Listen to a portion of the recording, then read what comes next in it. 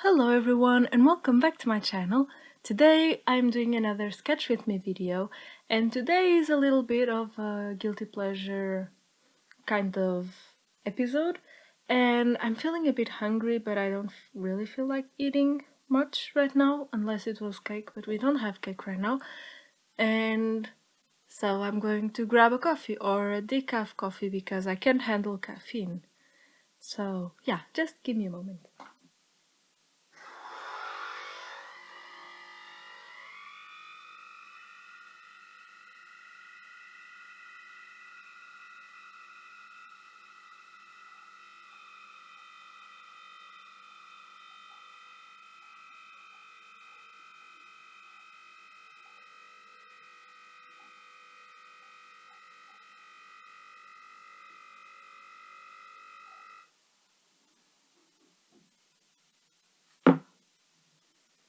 Okay, so I have my coffee or decaf thing.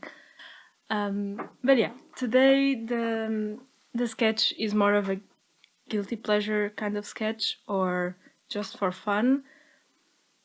Because in the next few videos I want to mix in some practice videos because I feel like I'm still rusty, the same, not as much, but similar to how I was feeling back in January when I did that figure drawing video. So I want to make another figure drawing video. I want to make some still life videos. I know these may not sound as fun, but something that I really think I got from going to the printmaking course and going through like art high school, one of the things that made me enjoy drawing class was the fact that I was able to learn to find the fun part of drawing boring things. And that may come from the supplies that you use, because sometimes you are drawing something very boring, but you manage to convince the professor or the teacher to let you use like neon colors, or let you use your favorite medium instead of using graphite, which I don't like as much, or find a way to trick him into think you are using charcoal when you are really using soft pastels like I used to do, because I just hate charcoal so freaking much because I can't handle the texture. Things going on sidetracking again.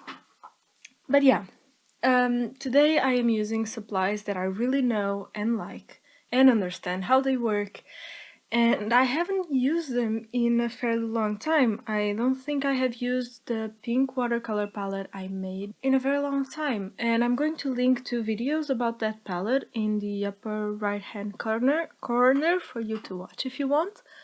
I have a video on making the palette, I have a video on using the palette, and I have a sketchbook tour related to a sketchbook I made to go with the palette.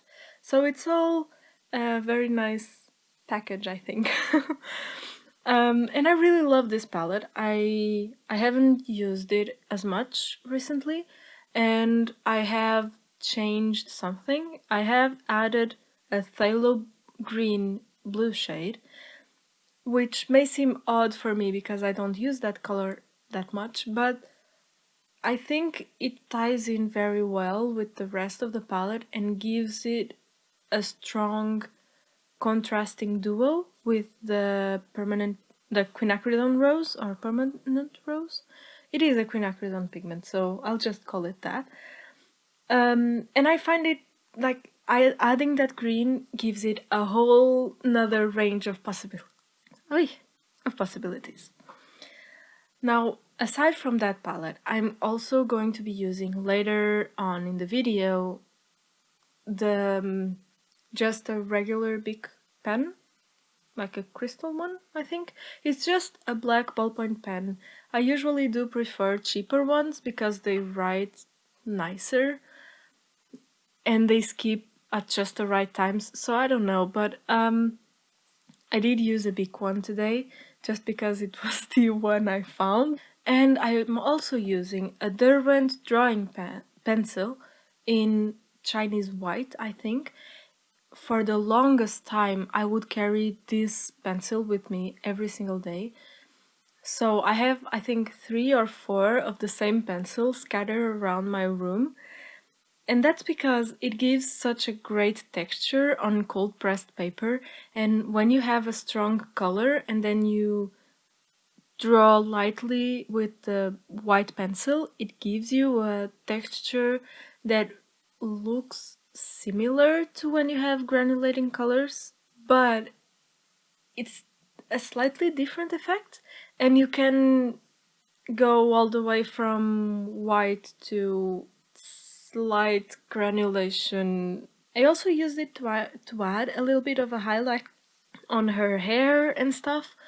But yeah, I really like this combo of materials, and they are materials that I know how they behave, and I like the way they behave, and I know how they mix together.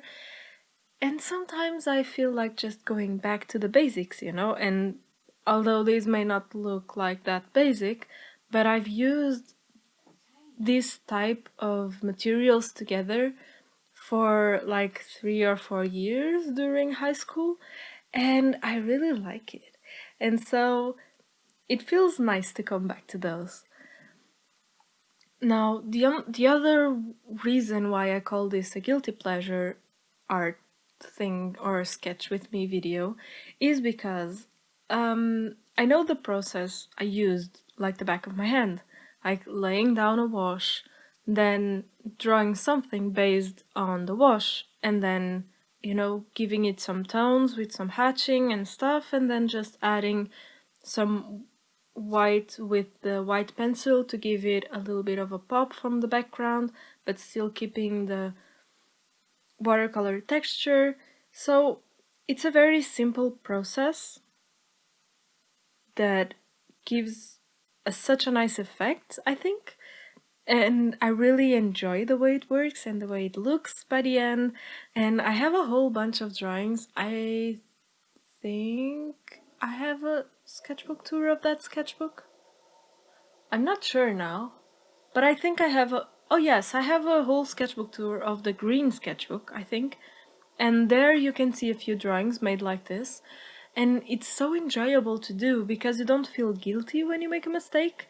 It just looks like it's part of the thing just because you are using a ballpoint pen. And I don't know, it's just the technique itself makes it look decent. And that relieves so much pressure.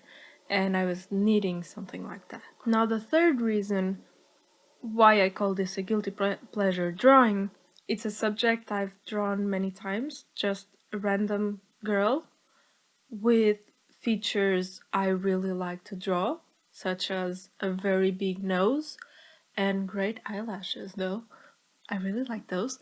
And like a simple hairdo and just in an angle that I'm fairly familiar with because it's an angle I really find appealing to draw. So overall, this is a fairly simple drawing. I'm just really happy I did this kind of drawing this week because I think it's also important. Like, of course, it's very important to study the fundamentals, but it's still important to have fun with what you are doing. And what I see a lot is on YouTube or on social media, or I saw that in myself while I was at school, is that we sometimes get so focused on what we have to do to improve that we forget why we are doing this in the first place. And since I started doing this as a form of escapism and a form of having fun and of having like time for myself and to think, I think you understand what I mean. And since I have a few videos coming up of me practicing, I wanted to get this one out first, and I'm still going to be doing fun videos, of course. Or fun, like videos that are fun for me to do, and that I really hope are fun for you to watch. Of course, I'm still going to be doing those. I mean, that's why I made the channel. But I'm still going to do these more practicey videos because I feel the need to do that, and I think seeing how I make it fun for myself may help you in some way to convince yourself to practice those fundamentals. Thank you very much for watching. This is a little bit weird video because the past few ones I have scripted a little bit more, except for the last one. But the other few before that one, I've been scripting a little bit, and it relieves a little bit of the pressure I have while I'm recording the voiceover. But today I didn't feel like doing it, and this video may sound a little bit weird because of that. I promise it's not the coffee because I'm drinking decaf, not coffee. But when I don't have a script, I will just sidetrack myself many times. And I think this voiceover now is over the... So yeah, thank you very much for watching. I hope you enjoyed this video. I hope you stick with me for the next few weeks, months, years, I don't know.